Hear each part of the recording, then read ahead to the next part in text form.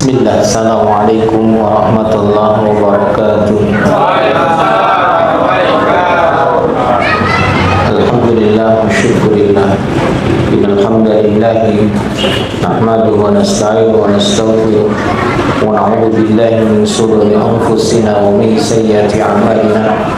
May yahdihillahu fala mudilla lahu wa may yudlil fala hadiya lahu. Asyhadu an la ilaha illallah wahdahu la syarika lahu wa asyhadu anna Muhammadan 'abduhu wa rasuluhu la nabiyya ba'dahu. Allahumma shalli wa sallim ala rasulika sayyidina Muhammadin sallallahu alaihi wasallam wa ala alihi wa ashabihi wa man tabi'ahum ila yaumil qiyamah.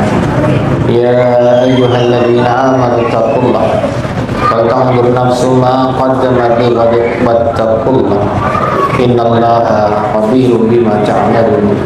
Masyaallah, kana wa lam yasha' lam yakun. La haula wa la quwwata illa billahil aliyyil azim. Bapak Ibu jamaah salat maghrib dan isya yang dimuliakan oleh Allah Ta'ala, alhamdulillah kita bersyukur kepada Allah pada petang hari ini dimudahkan kembali hadir di rumahnya menunaikan ibadah salat maghrib berjamaah. InsyaAllah akan diberikan oleh Allah Ta'ala kedudukan yang mulia di surga nantinya.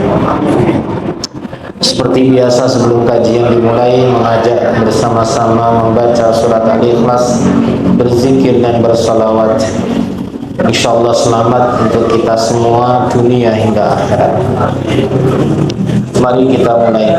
A'udzu billahi minasyaitonir rajim. Bismillahirrahmanirrahim. Qul huwallahu ahad, Allahus samad, lam yalid wa lam yulad wa lam yakul lahu kufuwan ahad. Bismillahirrahmanirrahim. Qul huwallahu ahad, Allahus samad, lam yalid wa lam yulad wa lam yakul lahu kufuwan ahad. Bismillahirrahmanirrahim. Qul huwallahu ahad, Allahus samad, lam yalid wa lam yulad wa lam yakul lahu kufuwan ahad. Bismillahirrahmanirrahim. Qul huwallahu ahad, Allahus samad, lam yalid wa lam yulad wa lam yakul lahu kufuwan ahad. Bismillahirrahmanirrahim. Qul huwallahu ahad, Allahus samad, lam yalid wa lam yulad wa lam yakul lahu kufuwan ahad. Bismillahirrahmanirrahim. Qul huwallahu ahad, Allahus samad, lam yalid wa lam yulad wa lam yakul lahu kufuwan ahad. Bismillahirrahmanirrahim. Qul huwallahu ahad, Allahus samad, lam yalid wa lam yulad wa lam yakul lahu kufuwan ahad. Bismillahirrahmanirrahim. Qul huwallahu ahad, Allahus samad, lam yalid wa lam yulad wa lam yakul lahu kufuwan ahad. Bismillahirrahmanirrahim. Qul huwallahu ahad, Allahus samad, lam yalid wa lam yulad wa lam yakul lahu kufuwan ahad. Bismillahirrahmanirrahim. Qul huwallahu ahad, Allahus samad, lam yalid wa lam yulad wa lam yakul lahu kufuwan ahad. La ilaha illallah wahdahu la syarika lah, lahul mulku wa lahul hamdu wa huwa ala kulli syai'in qadir. La ilaha illallah wahdahu la syarika lah, lahul mulku wa lahul hamdu wa huwa ala kulli syai'in qadir. La ilaha illallah wahdahu la syarika lah, lahul mulku wa lahul hamdu wa huwa ala kulli syai'in qadir. La ilaha illallah wahdahu la syarika lah, lahul mulku wa lahul hamdu wa huwa ala kulli syai'in qadir. La ilaha illallah wahdahu la syarika lah, lahul mulku wa lahul hamdu wa huwa ala kulli syai'in qadir. La ilaha illallah wahdahu la syarika lah, lahul mulku wa lahul hamdu wa huwa ala kulli syai'in qadir. La ilaha illallah wahdahu la syarika lah, lahul mulku wa lahul hamdu wa huwa ala kulli syai'in qadir. La ilaha illallah wahdahu la syarika lah, lahul mulku wa lahul hamdu wa huwa ala kulli syai'in qadir. La ilaha illallah wahdahu la syarika lah, lahul mulku wa lahul hamdu wa huwa ala kulli syai'in qadir. La ilaha illallah wahdahu la syarika lah, lahul mulku wa lahul hamdu wa huwa ala kulli syai'in qadir. Allahumma salli ala Sayyidina Muhammad wa ala ali Sayyidina Muhammad kama sallaita ala Sayyidina Ibrahim wa ala ali Sayyidina Ibrahim wa barik ala Sayyidina Muhammad wa ala ali Sayyidina Muhammad kama barakta ala Sayyidina Ibrahim wa ala ali Sayyidina Ibrahim fil alamin innaka Hamidum Majid. Allahumma salli ala Sayyidina Muhammad wa ala ali Sayyidina Muhammad kama sallaita ala Sayyidina Ibrahim wa ala ali Sayyidina Ibrahim wa barik ala Sayyidina Muhammad wa ala ali Sayyidina Muhammad kama barakta ala Sayyidina Ibrahim wa ala ali Sayyidina Ibrahim fil alamin innaka Hamidum Majid. Allahumma salli ala Sayyidina Muhammad wa ala ali Sayyidina Muhammad kama sallaita ala Sayyidina Ibrahim wa ala ali Sayyidina Ibrahim wa barik ala Sayyidina Muhammad wa ala ali Sayyidina Muhammad kama barakta ala Sayyidina Ibrahim wa ala ali Sayyidina Ibrahim fil alamin innaka Hamidum Majid. Al-Fatihah. A'udzu billahi minasyaitonir rajim. Bismillahirrahmanirrahim. Alhamdulillahi rabbil alamin arrahmanir rahim maliki yaumiddin. Iyyaka na'budu wa iyyaka nasta'in ihdinas siratal mustaqim siratal ladzina an'amta 'alaihim ghairil maghdubi 'alaihim waladdallin. Amin. Ya Allah, bangunkanlah istana di surga untuk kami semua. Ya Allah, berikanlah pahala yang berlipat ganda, gugurkanlah dosa-dosa, tinggikanlah derajat kami semua, lapangkanlah rezeki kami, mudahkanlah semua urusan kami. Ya Allah, berikanlah pertolongan dan perlindungan dari gangguan setan dan kejahatan makhluk lainnya. Ya Allah, berikanlah kelak kepada kami semua husnul khatimah, berikanlah syafaat di yaumul qiyamah, dan masukkanlah kami semua ke dalam jannah. Amin amin ya rabbal alamin. Geser ya. Sudah.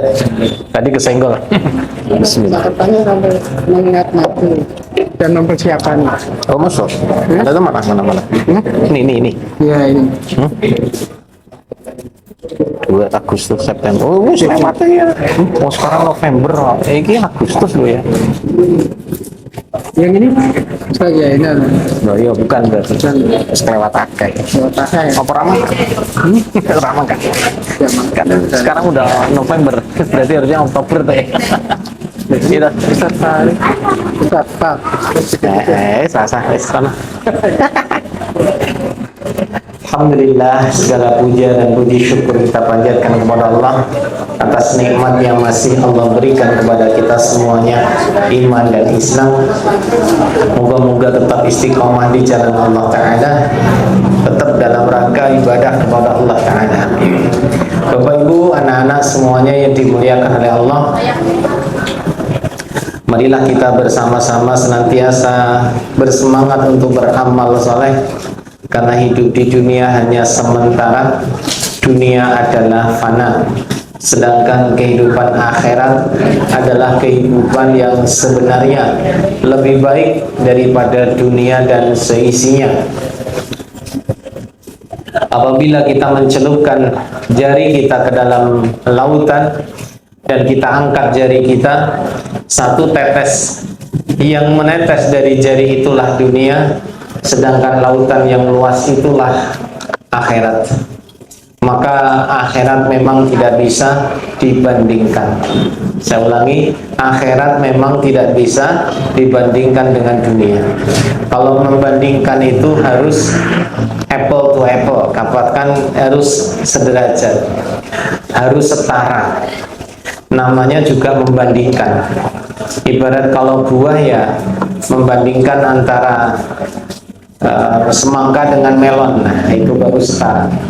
Jeruk dengan apel, gitu. Enggak sebanding itu jika membandingkan anggur dengan durian, nah itu enggak sebanding. Maka dunia dan akhirat tidak bisa dibandingkan karena memang tidak setara. Dunia sama sekali tidak berharga. Sampai-sampai Rasulullah melewati ada bangkai anak kambing yang cacat, dan kemudian diangkat oleh Rasulullah SAW. Ditanya para sahabat, ada gak di antara kalian yang mau mengambil bangkai ini? Kemudian para sahabat pun menolak. Kemudian ada yang berkata, ya Rasulullah, seandainya anak itu, kambing ini hidup, itu pun juga tidak banyak yang mau. Karena kalaupun hidup, anak kambing ini cacat. Jadi anak kambing yang mati itu, yang telah jadi bangkai itu cacat. Lawang cacat aja banyak yang tidak mau, apalagi sudah mati jadi bangkai. Maka tidak ada yang mau. Cacat waktu hidup tidak mau, apalagi mati dalam keadaan sudah bangkai. Maka Rasulullah menyampaikan, sesungguhnya dunia di sisi Allah Ta'ala lebih baik dibandingkan sesungguhnya bangkai anak kambing ini di sisi Allah lebih baik daripada dunia dan seisinya. Artinya dunia ini dibandingkan bangkai tadi lebih hina, lebih rendah. Bahkan dikatakan juga dunia ini dibandingkan sayap nyamuk itu lebih hebat, lebih berharga, lebih bernilai. Satu ekor sayap, seekor nyamuk. Artinya dunia ini memang tidak ada harganya. Ada ulama menyampaikan, saat nanti manusia ini sudah mati dan kemudian ditampakkan lagi tentang kehidupan dunia, apa-apa yang di dunia ini yang pernah kita rasakan itu ternyata menjijikkan. Saya ulangi ya, ada ulama menyampaikan, pada saat manusia sudah melewati perjalanan ke akhirat, sudah masuk alam barzah dan nanti tinggal di surga atau kekal di sana hidup bahagia, saat melihat kembali perjalanan waktu di dunia, semua yang di dunia ini yang dimakan dan diminum itu ternyata menjijikkan, alias tidak ada apa-apanya. Ilustrasi ini kata ulama dibandingkan dengan saat manusia itu di dalam rahim. Saat manusia di dalam rahim, dia makan, dia minum, dia hidup tidak sebagaimana kita makan dan minum hidup di dunia. Kalau di dunia kita makan macam-macam, rasanya nikmat. Apa yang dimakan di dunia tidak sama dengan apa yang dimakan di rahim. Betul apa tidak? Nah, saat rahim itu mengeluarkan isinya, berarti bayinya lahir diiringi dengan ari-ari dan atau plasenta namanya ya, ari-ari atau plasenta. Nah, ari-ari inilah yang dulu sebagai sumber makanannya. Nah, saat kita melihat ari-ari itu rasanya apa? Jijik ya, nggak enak dipandang. Bahkan kalaupun itu dibiarkan membusuk itu, alias ya menjadi barang yang tidak bernilai. Sampai-sampai ada orang yang tidak berani atau takut atau jijik untuk membersihkan. Ada nggak yang di sini punya anak, ari-arinya diurus sendiri? Ada? Oh, nggak ada ari-arinya ya? Oh, hebat. Anaknya lahir tanpa ari-ari. Nggak ada plasentanya ya, aneh ya. Maka biasanya ari-ari dicuci, dibersihkan, kemudian dikubur lah. Ada yang nggak dibersihkan langsung dikubur, ya tidak masalah juga. Nah, mitos kalau di masyarakat Jawa mengubur ari-ari ada tempatnya. Nek anai lanang ari-ari ini dikubur sebelah kanan. Nah, jadi kalau di pintu rumah ya sebelah kanan rumah. Kalau anak perempuan yang lahir, maka ari-arinya dikubur di sebelah kiri. Allah alam mitosnya ini ya. Ini kewali omruh ya. Ada yang tidak dikubur tapi digantung. Ada yang pernah lihat? Ari-arinya, plasentanya digantung. Kasih kuali kecil itu kemudian digantung. Ada yang pas saat ngubur ditambah itu, nggak cuma ari-ari, kasih apa? Hah? Kadang kasih pulpen dan pinter, kasih peniti, kasih macam-macam. Itu bentuk-bentuk kesyirikan.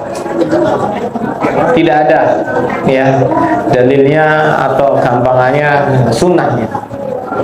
Yaitu hari-hari adalah barang yang sudah usang dipakai kalau sudah lahir ke dunia, berharga saat di rahim karena sebagai sumber makanan bagi sang bayi. Nah, saat sudah di dunia maka kita melihat bentuknya itu jijik, padahal itu dulu sangat luar biasa di dalam rahim.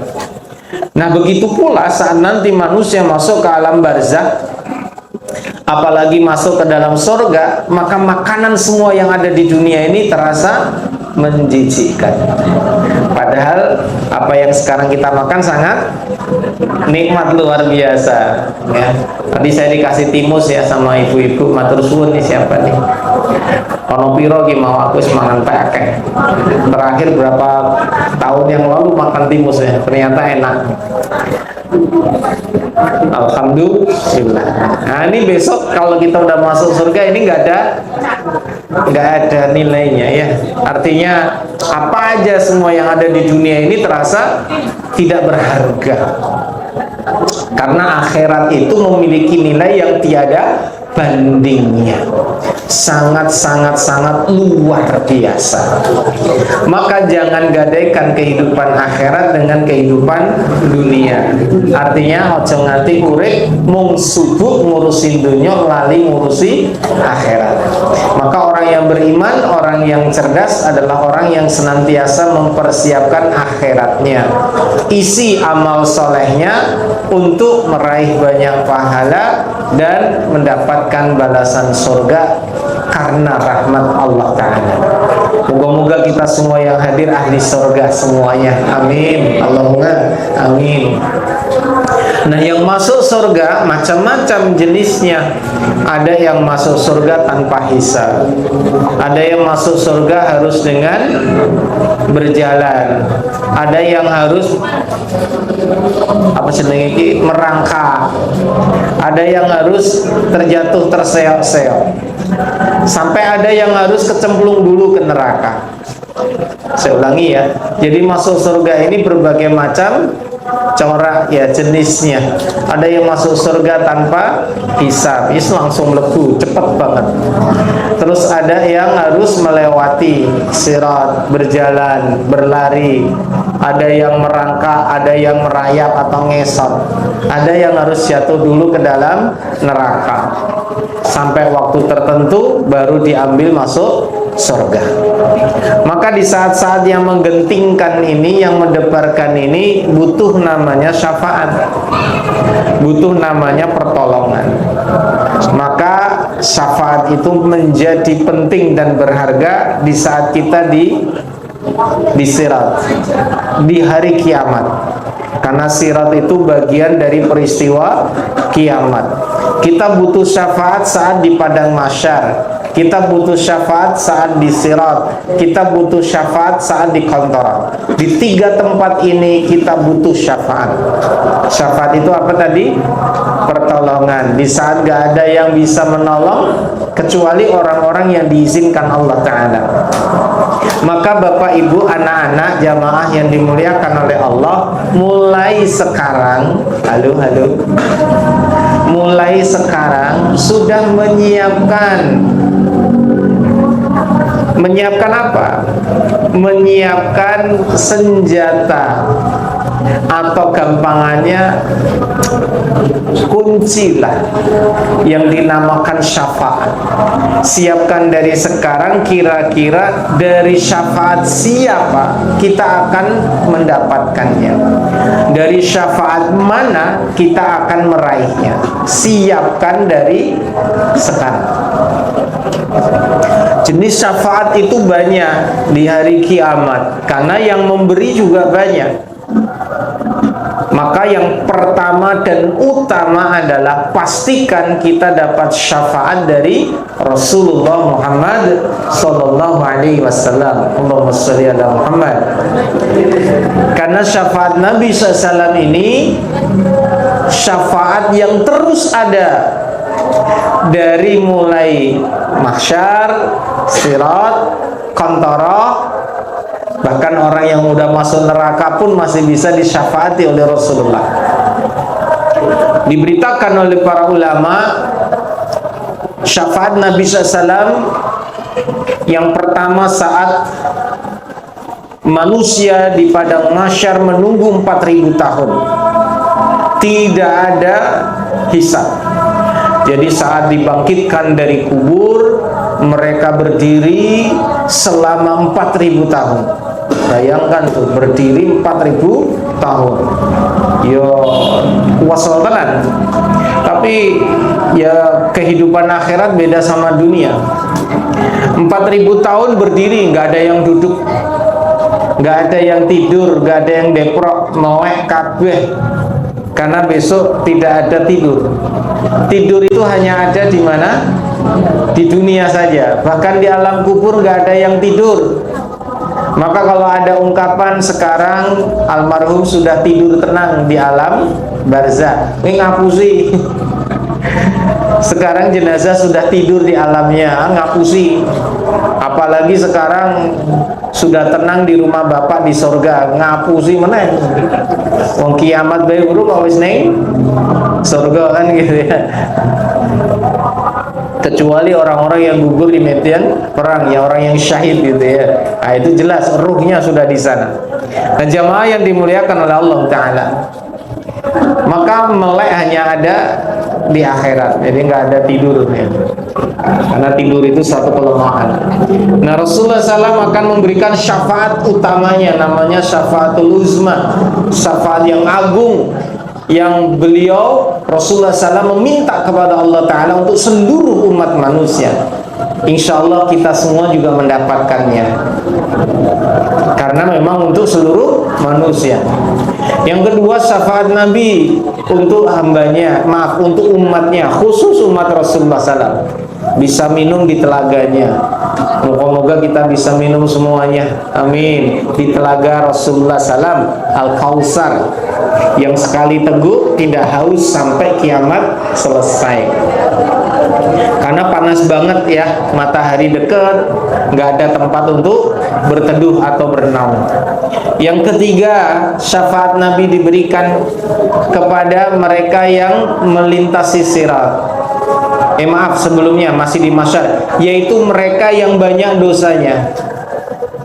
Jadi pada saat di mizan ditimbang dosanya banyak.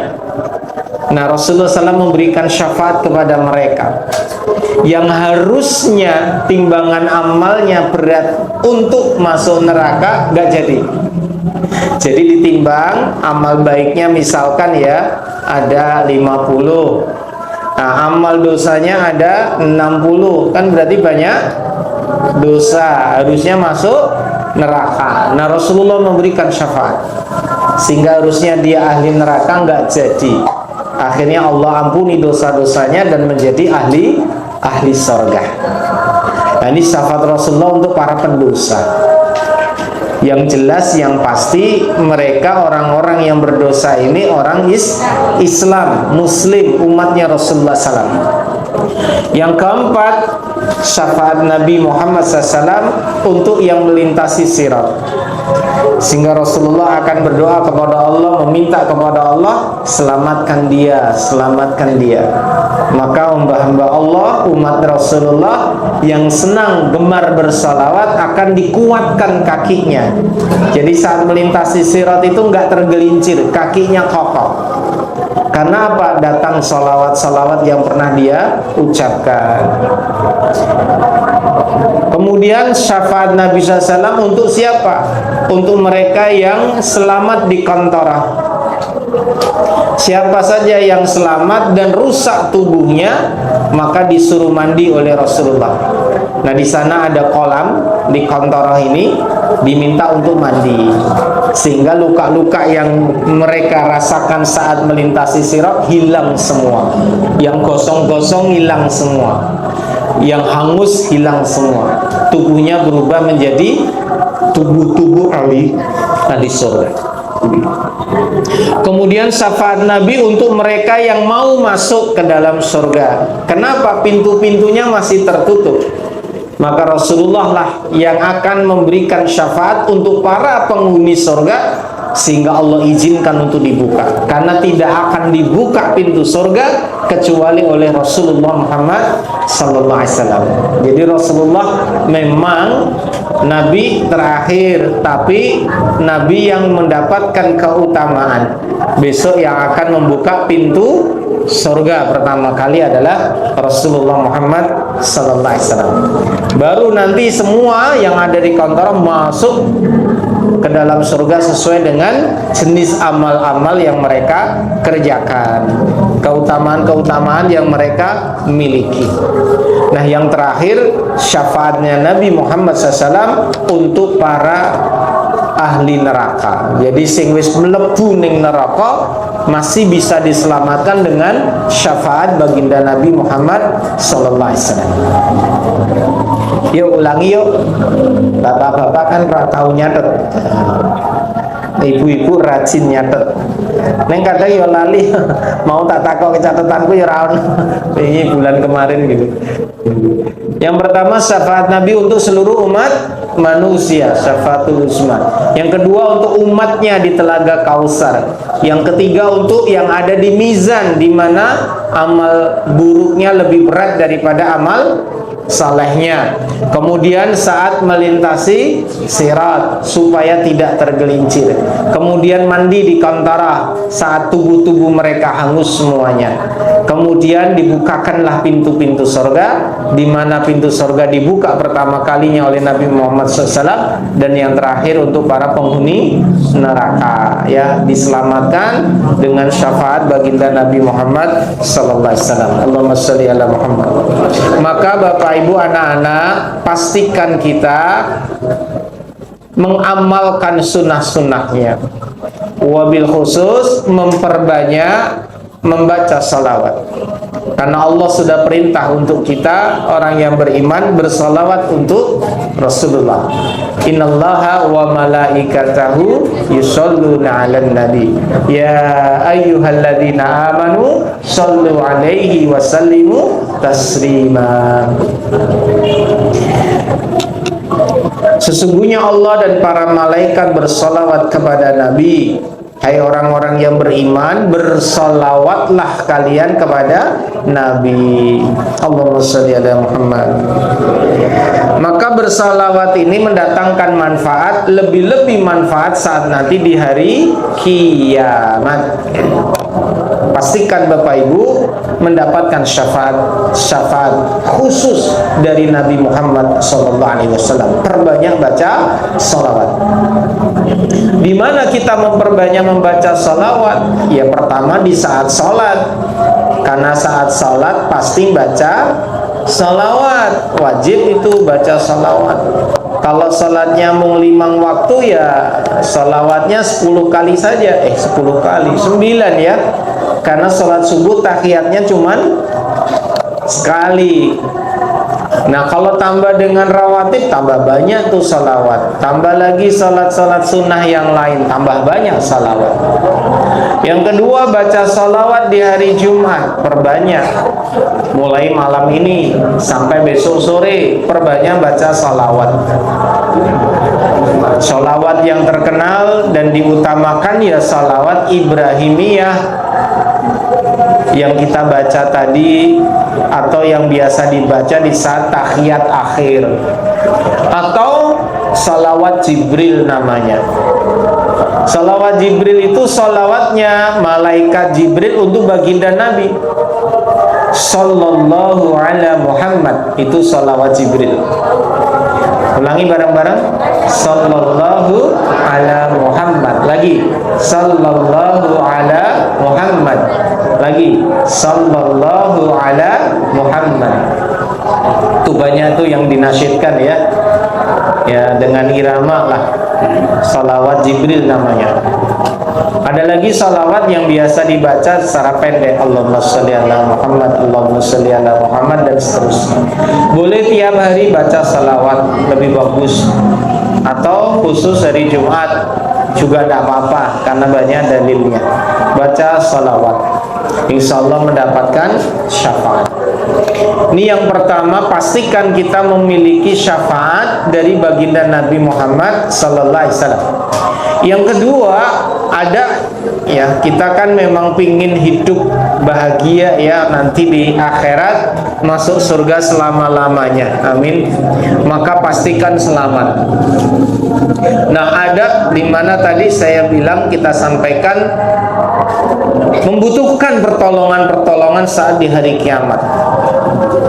Artinya kita sangat butuh pertolongan-pertolongan tersebut. Yang pertama dari baginda Nabi Muhammad SAW. Yang kedua dari malaikat. Nah, ini bisa dapat syafaat dari mereka. Dari siapa? Para malaikat. Bagaimana supaya kita mendapatkan syafaat dari para malaikat? Maka jadilah sahabat mereka. Ya, sahabat itu artinya orang yang disenangi mereka. Jadi hamba Allah, jadi manusia yang disukai malaikat. Ternyata Bapak Ibu, malaikat itu punya rasa. Punya rasa. Tahu rasa ya? Apa rasa? Ya seneng, ya benci, ya apa sih ini, rasa nyaman, tidak nyaman. Malaikat itu punya rasa. Maka kata Nabi SAW, jangan sakiti mereka, atau jangan buat mereka itu tidak senang sama kita. Salah satu contohnya adalah, janganlah kalian masuk ke dalam masjid, masuk dalam masjidnya, dalam rangka menunaikan sholat, dan mulutmu bau bawang. Nah ini, jadi Rasulullah melarang bau bawang. Di hadis yang lain bawang merah, bawang putih. Jadi kalau masuk masjid mulutnya masih bau bawang merah, bawang putih, katakan itu ya, itu malaikat benci, tidak senang, nggak menyukai. Padahal bawang ya jadi enak ya, berambang ya rada-rada enak ya, mungkin gitu. Kalau orang Indonesia ya hal seperti itu udah wajar. Contoh Bapak Ibu, anak-anak makan sate ya, sate ayam kayak, biasanya dikasih racian apa, lombok karo berambang, ora bawang ya, diiris gitu lembut, lombok karo berambang mentah ya kan. Nah, habis itu kasih sambelnya sate. Nah itu kan habis makan berambang kan baunya khas. Maka yang sejenis itu pun sama. Artinya kalau bawang aja menimbulkan bau, apalagi yang bau lebih dari itu. Nah itu malaikat gak suka. Bau mulut itu gak suka. Maka ada sunnah dari Nabi SAW, bersiwaklah sebelum kamu mengerjakan salat. Di hadis yang lain, jika tidak memberatkan umatku, maka akan aku wajibkan melakukan siwak atau gosok gigi sebelum sholat. Jadi Rasulullah itu menekankan betul saurunge sholat gosok gigi atau bersiwak. Tapi itu tidak diwajibkan, takut Rasulullah kalau itu menjadi wajib. Artinya apa? Utama banget. Karena saat kita membaca ayat-ayat Quran, kita berdoa, ya saat sholat itu kan mengucap, jadi ya mulutnya buka. Nah itu malaikat tuh deket semua sama kita. Nah itu seneng kalau bau mulutnya ya wangi lah, gampangnya ndak bau gitu. Nah kalau mulutnya bau, nah malaikat nggak suka. Apalagi bajunya bau, kulitnya bau, badannya bau, nah itu malaikat nggak suka banget. Bahkan ada sunnah ya, dibolehkannya kita pindah posisi. Kalau lagi sholat tiba-tiba ada yang datang bau, Misalkan ya kita berada di saf terakhir, ada yang masbuk tahu ya? Nah, telat tekoni, ya, karena tekoni telat, masbuk. Nah, teko telat mambu. Sawai gampangannya mambu, aduh ini mambu keringet, mambu kelek, mambu macam-macam. Maka itu boleh kita pindah, batalin sholat, pindah tempat lain. Itu dibolehkan. Bahkan itu menjadi hal yang dianjurkan untuk apa? Untuk mendapatkan kekhusyuan. Nah, kalau di shaf pertama atau shaf kedua baru ditata oleh sang imam, istau, luruskan gitu. Kita dilurapatkan. Nah, saat kita meluruskan merapatkan, lo kanan kiri wes wangi, ra masalah. Tapi lu sebelah kanan mau mampu, mending minggir. Mumpung burung apa? Salat. Nah, kalau di tengah-tengah salat gimana bau? Ya tidak mungkin lah wong wis baris loh. Kecuali masbuk tadi, jelas ya? Maka kalau bisa kita jangan punya kontribusi yang bau. Malah sing mampu dewi kan repot. Karena malaikat nggak suka. Ternyata kata para ulama dan dibenarkan memang malaikat itu punya rasa seneng nggak seneng. Makanya kalau ada orang yang bau itu nggak suka malaikat. Maka kalau ada rumah yang bau, malaikat nggak suka masuk, nggak suka, mau nggak mau itu dekat-dekat itu. Saya ulangi ya, jadi malaikat tuh nggak suka rumahnya kok bau gitu. Nah sebaliknya disukai siapa? Ya disukai setan. Setan ini seneng ya main mambu. Bocah yo mambu, halah seneng meneh kuwi. Kok meneh ra tau adu sih paling disenengi sama jin. Sama setan. Karena setan tuh suka yang kotor. Tempat sampah itu banyak jinnya.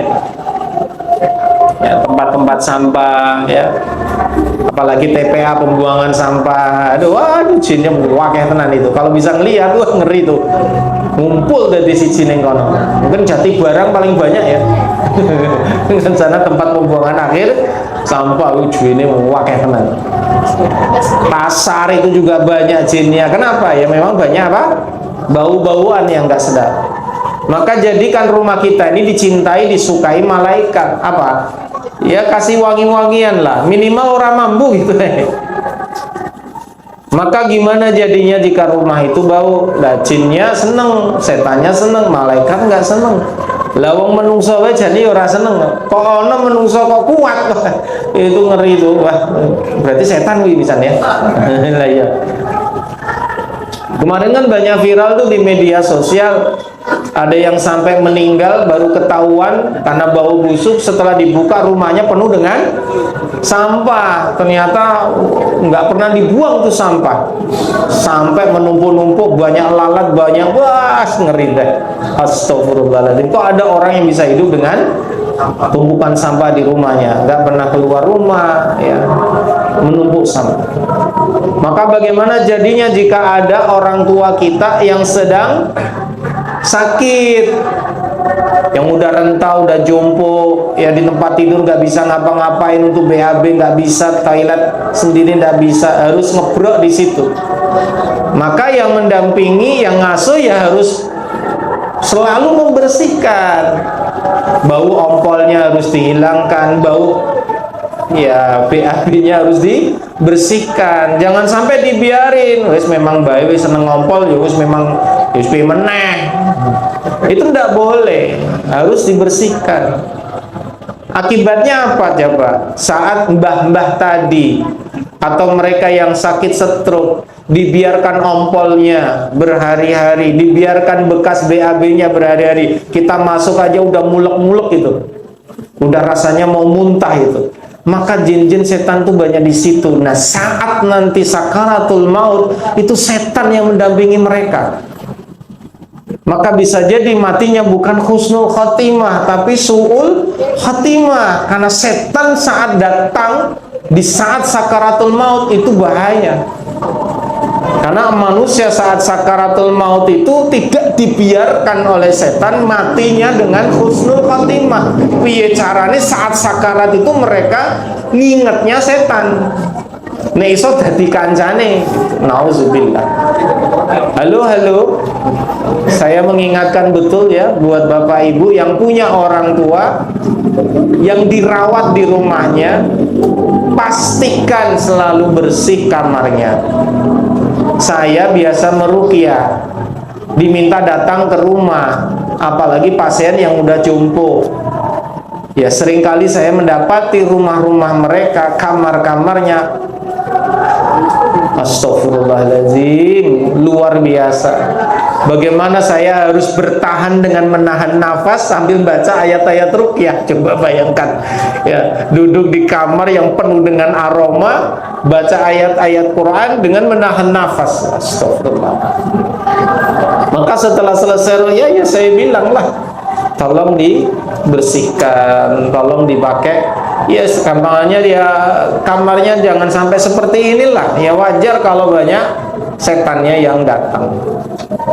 Nah kalau punya tetangga begitu diingetin ya. Khawatir apa? Saat sakaratul maut bukan malaikat yang menemani, bukan malaikat nanti yang mendoakan, tapi malah para setan yang akan ya menyengsarakan dia saat-saat detik-detik terakhir. Maka kalau begitu malaikat suka yang wangi-wangian, ya usahakan kalau kita ini sudah makan bawang atau makan mie ayam kakean oncelang itu juga mengandung bawang ya. Nah itu segera aja gosok gigi. Apalagi ada sunnah lah, memang kalau kita sholat ya bersiwak, mau tidur bersiwak lah. Memperbanyak siwak itu termasuk sunnah, nggak cuma harus sholat saja. Belum lagi nanti pakai wewangian, rumahnya kasih wewangian, minimal nggak bau gitu aja lah. Ibu-ibu juga gitulah, habis masak gitu ya harusnya sadar dirilah. Kalau suami udah pulang mosok mambu kan gitu ya, suaminya akhirnya ya nggak berani nyium kan gitu ya, nggak berani meluk gitu. Anak juga begitu, balik sekolah bal-balan, keringetin, ngeri. Buale ya arep diambung ibuke ya, pecut. Ibuke ra gelem ngambung. Kemarin saya ngisi acara mabit ya anak-anak SMP. Nah gurunya udah ngasih tahu ke saya, Ustadz nanti tolong diingatkan tuh anak-anak supaya apa? Kalau sudah waktunya sholat, ojo dolanan bal-balan gitu. Karena ternyata anak-anak SMP ini belum azan, kan memang waktu sholat kan biasanya ada jeda ya. Burung azan bal-balan. Pas azan ijik bal-balan. Mandek bal-balan saat apa?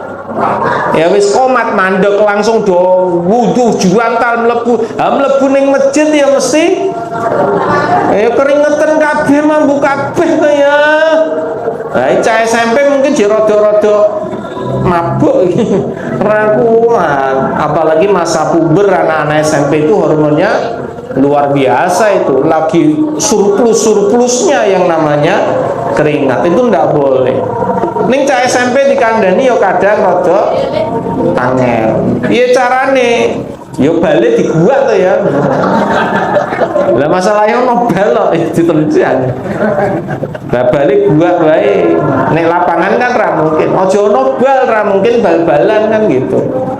Ganti basket, basketnya di simpen gua.